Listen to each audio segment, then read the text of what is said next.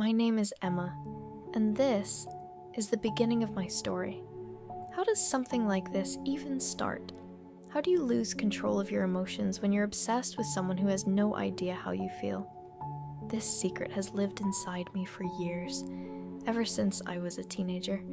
Is it a crime to fall in love? Because I am. I'm in love with my best friend's brother, and no one knows. Not Maddie, my best friend. Not him. Not anyone. I've hidden it so well, smiling when I'm supposed to, laughing when it's expected, pretending my heart isn't racing just because he's in the same room. Every glance, every casual touch.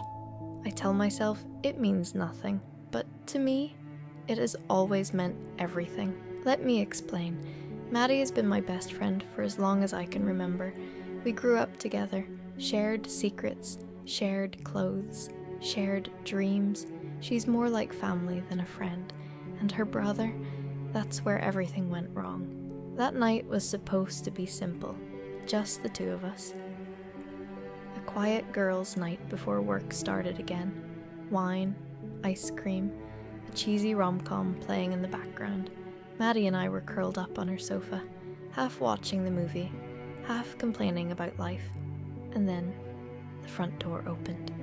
"Maddie, you home?" I froze. My heart jumped so hard I thought I might stop breathing. That voice, I knew it instantly. Zane, Maddie's older brother, the man I was never meant to fall for. He's 4 years older than us, quiet, dark-eyed, always carrying this heavy seriousness, like life made him grow up too fast. When Maddie and Zane were 15, their parents died in a car crash. Everything changed after that. Zane stepped into a role he never asked for. He became her protector, her provider, her family. He worked harder than anyone I knew, gave up his own dreams so Maddie could have hers. He never lets anyone close, except her. Maddie moved into this apartment when she turned 19, using the trust fund their parents left behind. Even though Zane moved out, he checks in on her all the time. He'd been away for a whole month, and of course, this was the first place he came back to. "Zane!" Maddie shouted, jumping off the sofa and running straight into his arms. I stayed where I was, still, quiet, trying not to look at him, trying not to fall apart. But inside, I already was. Their bond is unbreakable. Everything they lost only made them closer. "Miss me, little sister," he laughed, hugging her tight.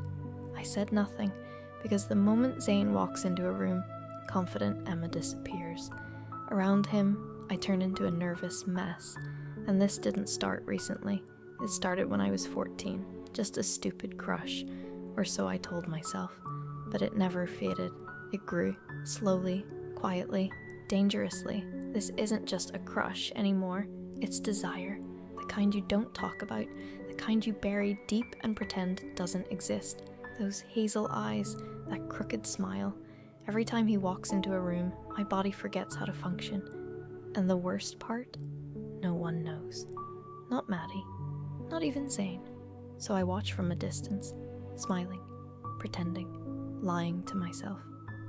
"Come sit and tell us everything about your trip," Maddie said, pulling him toward the couch. His eyes flicked to me. "Emma, just my name." My stomach flipped. Hi. That's all I could manage.